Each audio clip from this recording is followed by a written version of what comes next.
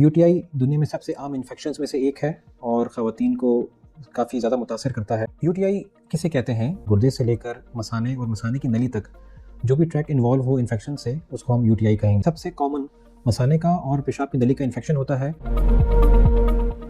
पेशाब की नली की जलन एक कॉमन अलामत है।